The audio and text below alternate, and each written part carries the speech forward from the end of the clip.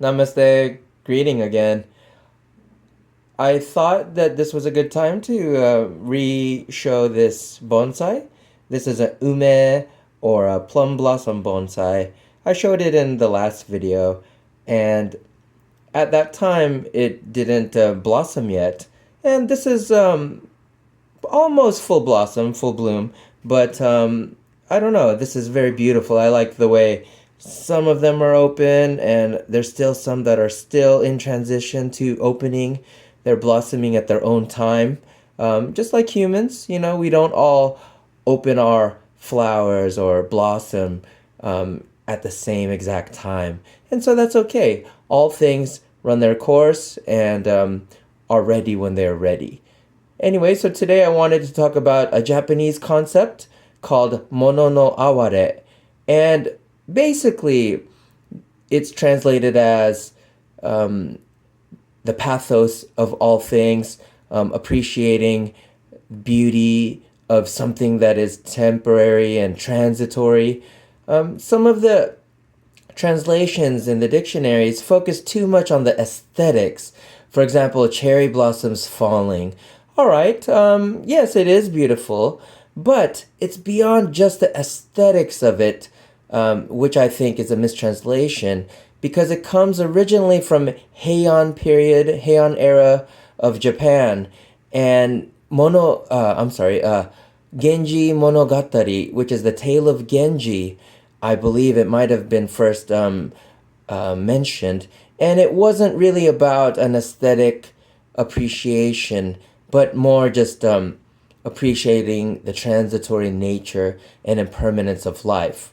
And it's a very beautiful concept. I think I'd like to revisit again deeper because it's a very, very deep concept and old, and it transcends many traditions. For example, Heraclitus, the Greek pre-Socratic philosopher, he talked about you can't step in the same river twice. And to me, that's very similar to mono no aware. Mono means things, and no is the possessive particle. So mono no is things, thing apostrophe s. Aware means the transitory nature, the fleetingness, sometimes fleeting beauty. But even a river, though, sure, it's beautiful, but there's something beyond the beauty, beyond appearance, but just true and deep understanding that all things change. Nothing stays the same. Last time this bonsai was not in full bloom. The guy wires, the wires that I had were in slightly different positions, and now this is what it looks like. And you know, I think we can see and appreciate the changing beauty and the passing, well, to the changing nature and impermanence of not just this bonsai, but life in general. I think that once you accept that nothing stays the same, we can't really fix and attach to things, concepts, ideas, names, forms. Because if we do, then we suffer and we miss out on the beauty and the impermanence of life.